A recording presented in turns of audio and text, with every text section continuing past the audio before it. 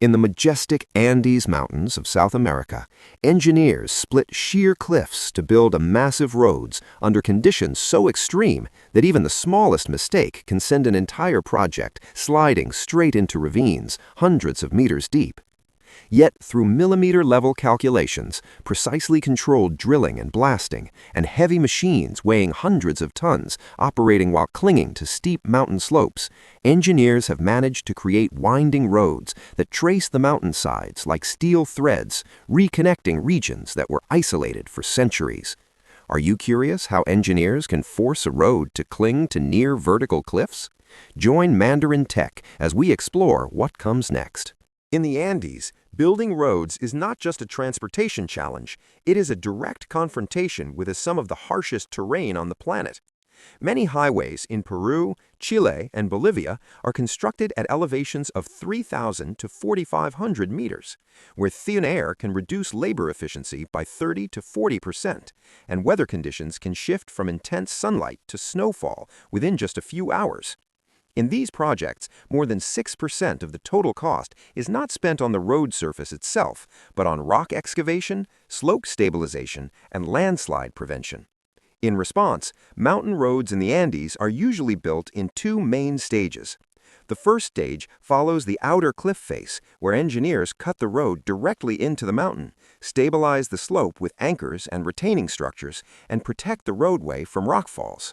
When the terrain becomes too steep or unstable, construction shifts to the second stage, tunneling through the mountain, allowing the road to bypass the most dangerous sections while reducing exposure to landslides and extreme weather. And now we will take a closer look at each stage of building a road along a cliff, starting from the moment the mountainside is still completely untouched. The first step in the process is to precisely determine the road's centerline and mark the construction boundaries directly on the rock face. Based on this layout, drill holes are arranged according to pre-calculated plans, and explosives are carefully loaded in controlled amounts to break the rock in sections, ensuring that the overall stability of the mountain is not compromised.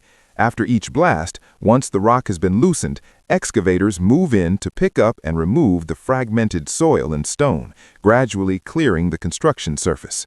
The material is then loaded directly onto heavy-duty trucks positioned along the edge of the road, ready for transport out of the site. These trucks operate continuously along temporary access roads, hauling debris to designated disposal areas planned in advance. In certain sections, where the terrain allows, bulldozers may push the material directly down into the river or steep slopes below, shortening the time required for site clearance. Next, bulldozers take on the role of shaping the road, pushing away excess material and gradually carving the mountainside into the initial roadbed form. The blade is constantly adjusted to achieve the required slope and an elevation, creating a rough but stable surface for further operations. This cycle of drilling, blasting, excavating, bulldozing, and grading is repeated section by section until a continuous roadway gradually takes shape, firmly anchored to the steep and dangerous cliff face. Once the ground surface has been leveled and stabilized, graded aggregate or crushed stone is delivered by trucks and dumped in strips along the road alignment. Wheel loaders then move in to scoop and redistribute the material, evenly preparing it for the next construction layer. After that, motor graders run along the route, spreading the material into uniform windrows and adjusting the elevation precisely according to the longitudinal and cross-sectional design profiles. When the road shape meets the required specifications, water trucks spray the entire surface to control dust and create suitable moisture conditions for compaction. Vibratory rollers or steel-wheeled rollers then begin compacting each layer, moving in multiple overlapping passes to achieve the specified density. In curved sections or areas close to the cliff face, graders continue to fine-tune the road edges and cross-slope to ensure proper drainage. Next, rollers move along the route in multiple overlapping passes, compacting each layer of material to create a firm, stable, and uniform roadbed before the surface layer is constructed. In narrow sections close to the rock face or in areas where rollers cannot access, workers use hand-operated compactors to densify each layer of material, ensuring uniform compaction and preventing localized settlement of the roadbed. After that, workers secure themselves with safety harnesses and carefully climb the steep cliff face to access the rock surface directly. There, they use pneumatic drills to bore into uneven sections, breaking off protruding rock blocks to flatten and stabilize the slope.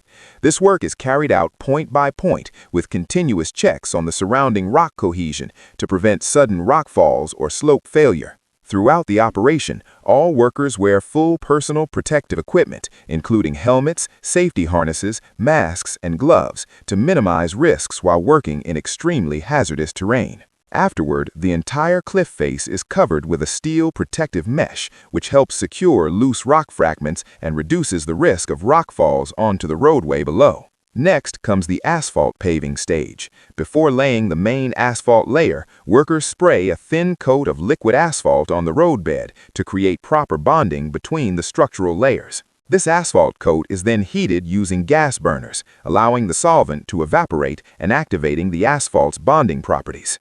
During the asphalt laying stage, the paver moves slowly along the road, continuously receiving hot asphalt mix from dump trucks, feeding directly into the front hopper behind the machine. The heated screed keeps the asphalt in a workable state while spreading it into a smooth, continuous surface. Workers stand on both sides of the paver, closely monitoring the edges and using shovels and hand rakes to correct uneven areas or sections close to the road. Heat and smoke rising from the pavement indicate that the asphalt remains at a very high temperature, requiring the entire crew to work in close coordination and with precise timing. Some workers follow directly behind the paver to treat joints, gaps, or curved sections where the machine cannot maintain full control. The pace of both the paver and the supply trucks must remain steady to avoid interruptions in the pavement layer. As the machine advances, a continuous strip of black, freshly laid asphalt gradually takes shape, marking the most visible stage in completing the mountain road. After the asphalt layer has been laid, workers use high-pressure sprayers to clean the surface and remove any remaining loose stones or excess material. The spray nozzles are moved evenly to ensure the roadway is clear and that the asphalt's bonding and surface quality are not affected. Once the asphalt section is completed, the road surface gradually cools and becomes a solid, continuous layer, clearly revealing the curves that closely follow the mountainside. From above, the winding road resembles a black ribbon draped across the cliff face, marking the completion of an engineering work built in extremely harsh terrain. In areas where the cliff face is almost vertical and there is no longer enough space to cut or widen the ground, the road must be suspended along the mountainside using a system of reinforced concrete columns and prefabricated modular sections. Instead of excavating deeper into the mountain, engineers shift to a vertical construction approach, using the space below as load-bearing foundations. First, large concrete columns are built directly onto the bedrock, acting as the primary structural skeleton that supports the entire roadway above.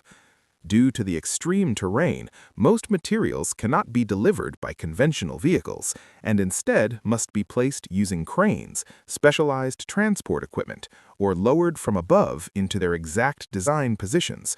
Once the columns are completed and have reached the required strength, the road deck modules are installed section by section, much like assembling giant Lego blocks on the mountainside.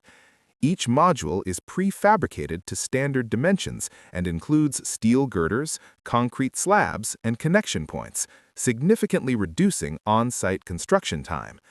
Workers operating at height must always be secured with safety harnesses and work in close coordination with crane operators to precisely align each component. As the modules are locked onto the columns, the structure gradually forms a continuous roadway that follows the contours of the mountain. Finally, the road surface is finished and safety barriers and drainage systems are installed to ensure long-term safety and durability. This approach not only allows roads to cross cliffs that would otherwise be impossible to build on, but also significantly reduces the amount of rock excavation required. It represents a combination of modern structural engineering and an adaptive build with the terrain mindset, enabling transportation infrastructure to exist sustainably even in the harshest mountain environments. And as mentioned at the beginning, when neither carving the road into the cliff face nor building it on supporting columns is feasible, the next solution is to route the road directly through the mountain by constructing a tunnel system. The project is given its first breath, the ventilation system, at depths of hundreds of meters, where pressure, dust, and heat can make the air toxic within minutes. Engineers must create an artificial network to sustain life underground. From the construction center, vertical shafts are drilled up to the surface, each about 4 to 6 meters wide and up to 200 meters high, bringing in fresh air while expelling exhaust gases. Inside, sensors constantly monitor oxygen levels, temperature, and toxic gases, coordinating powerful jet fans to keep airflow steady. These ventilation shafts are built using the raise boring technique, where the drill head is operated from inside the tunnel and pushed upward toward the surface with near-perfect precision.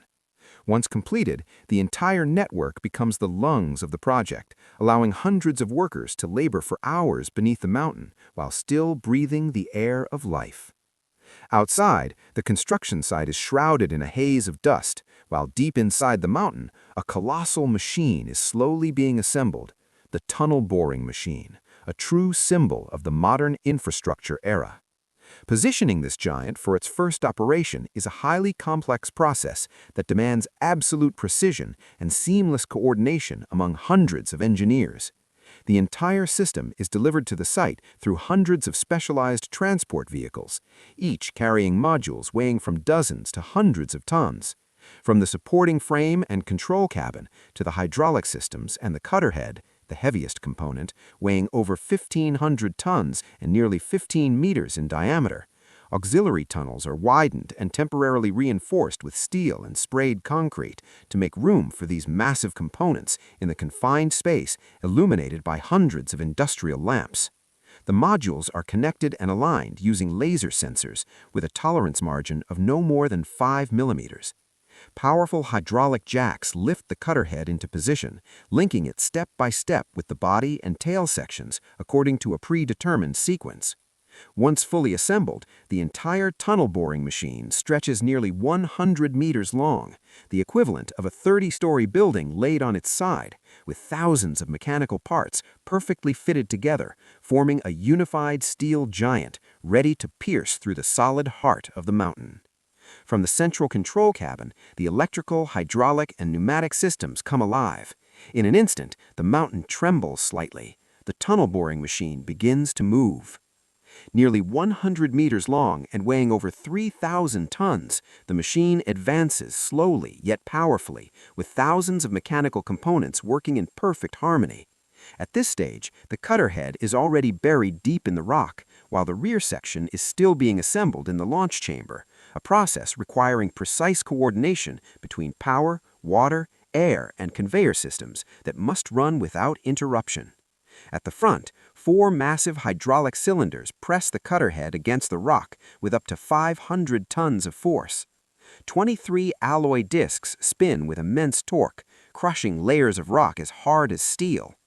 Each drilling cycle advances about 1.2 meters, taking roughly 30 minutes and repeating more than 50 times per shift. The crushed rock is collected and carried out by an automated conveyor, while high-pressure water jets constantly cool and clean the cutter head, reducing friction. Once a cycle ends, the gripper shield pushes forward, hydraulic clamps lock on to the tunnel walls, and the next cycle begins. This rhythm, press, release, advance, drill, repeats endlessly, day and night, until the tunnel is complete. In monumental projects like Europe's Santa Lucia Tunnel, with a TBM diameter of nearly 16 meters, or Switzerland's 57-kilometer Gotthard Base Tunnel, the machines operate 24 hours a day with unmatched precision. Yet today, China leads this underground frontier, with over 1,000 TBMs simultaneously carving railways, subways, and hydroelectric tunnels, a true symbol of its determination to conquer the depths with technology. Which nation's tunneling innovation impresses you the most? Deep inside the mountain, the drilling has stopped, but the work is far from over.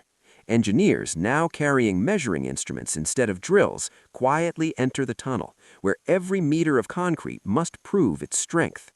Pressure sensors and ground-penetrating radar scan the walls, detecting cracks thinner than a hair. High-frequency ultrasound and 8K optical cameras inspect every bolt and seal to ensure flawless safety. In the control room, hundreds of real-time indicators track the tunnel's lungs. Jet fans, smoke sensors, drainage pumps, and a 10-megawatt backup power system, all tested under strict NFPA 502 and EN 505 I-45 standards. Every reading and vibration is recorded and analyzed until perfection is reached. Only then is the tunnel declared ready, a true symbol of precision and human resilience beneath the earth. So you've just joined us in exploring the entire process of building roads on cliffs, from clinging to the rock face and erecting concrete pillars to sections that require traversing the heart of the mountain. The information in this video has been compiled and filtered from various sources. Amazing discoveries. Make sure to subscribe and hit the bell icon, share this video with friends, and join the discussion on what these findings could mean. Your thoughts and questions are important, so let's explore incredible mysteries together.